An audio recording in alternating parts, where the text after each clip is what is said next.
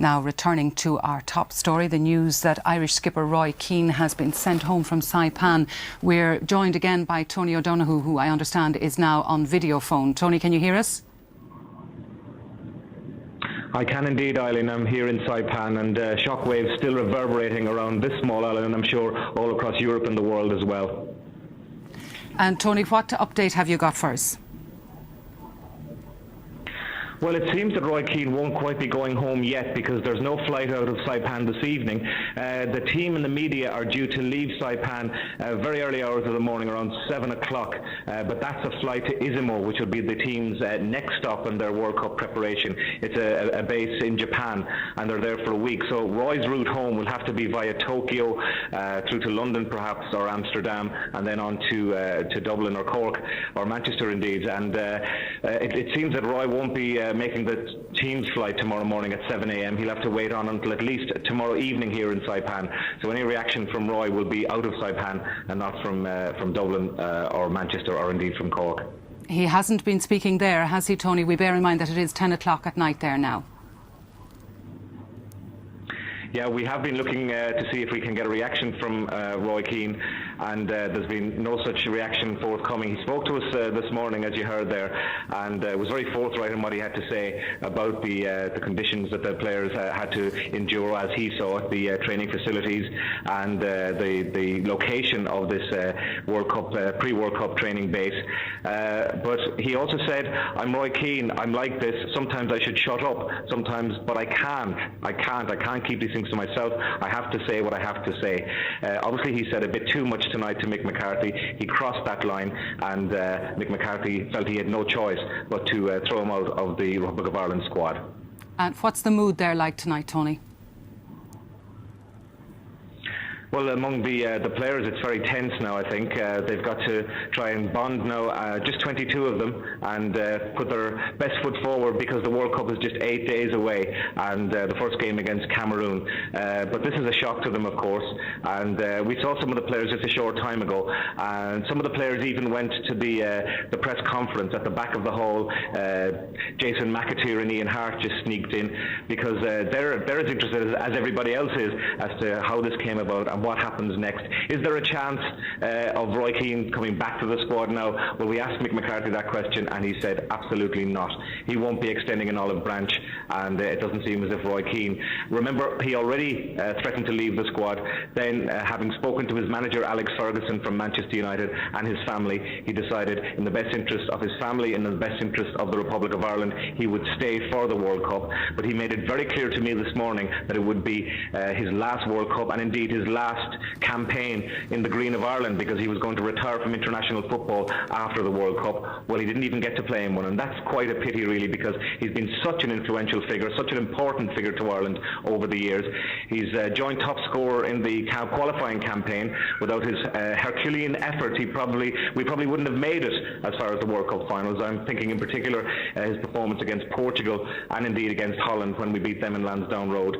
And he was a star performer for Ireland in the World Cup in 1994, just 22 years of age then, and he really was the star performer of many stars in that memorable World Cup. And it would have been nice if Roy Keane could have gone out on the world stage on a high.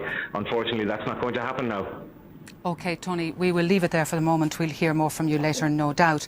Well, we still have with us in studio soccer commentator George Hamilton. George, you've been with the Irish squad at previous World Cups. How do you think they come back from a blow like this? They're resilient people, and they're the Fighting Irish, they're renowned everywhere. And as I said earlier, I feel that with 8 or 9 days to go to the first match, and the change in scenery when they go to Japan, that they will get over this. But it will be a lingering sore at the back that Roy isn't here. Of course they've played matches without Roy Keane, and the most recent of those competitive matches was the second leg of the playoff away to Iran, where they were beaten 1-0, but they did very well even though he wasn't there. It's not insurmountable. He could have broken his leg. We might have lost him anyway. That's the glass half full. But the glass half empty says this is one of the top players of the world. Every opposing coach has said Roy Keane is the man we're worried about. He's not going to be there now. That's music to the ears of Schaefer of Cameroon and Fuller of Germany and the Saudi coach as well. And what looked like a good group to maybe get out of is going to be all that much more difficult now. Would you be in Steve Staunton's shoes, the new captain?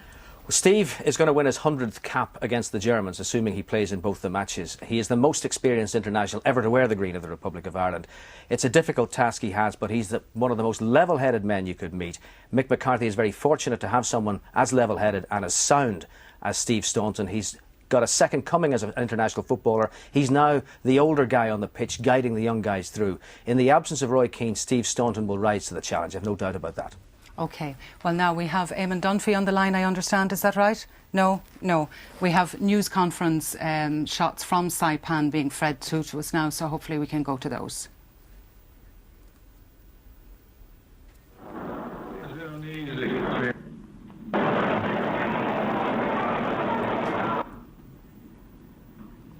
Tony, can you hear us now? No, we'll have to leave it there for the moment. Yes, I can, Eileen. Hello, Eileen, I'm here. OK, we're trying to get Eileen, shots of Mick McCarthy at the news conference, but it's not working. We'll go back to George for the moment.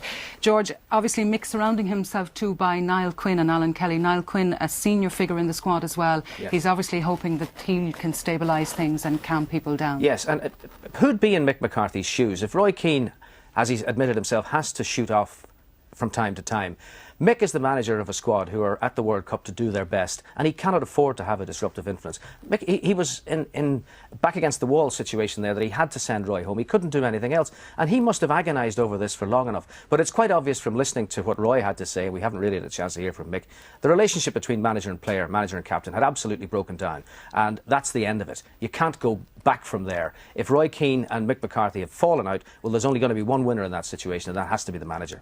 OK, well, now we're joined by Eamon Dunphy on a phone line. Eamon, good afternoon. What's your reaction to all these shenanigans in Saipan? Good afternoon, Eileen. You're right to describe them as shenanigans. It's not life or death. But I'm very, very sad because I think it's a very silly act to send Roy Keane home. It's not going to benefit anybody. The football is about the people who watch it, and the Irish fans would want Roy Keane to be playing in the World Cup. So the Irish fans won't gain, particularly the several thousand who will travel. I don't see where the players in the team gain because they're going to be without their best player. Obviously for Roy Keane, it's a difficult moment in his life, professional life, and Mick McCarthy shot himself in the head, you know. And the crime, he wasn't caught with a lap dancer or doing anything like that. He was just speaking his mind about his professional concerns. Well, in this day and age, you should be allowed to do that. Would you not agree with George Hamilton that Mick McCarthy had no choice and that some of the other senior players, Niall Quinn, Alan Kelly, Steve Staunton, it was too much disruption? Niall Quinn said some people say he was brave, but there's nothing brave about running to newspapers. Well, I would not agree with that, no. I think I would be 1,000% supportive of Roy Keane, and I don't think that managers are paid to manage things, not to create problems.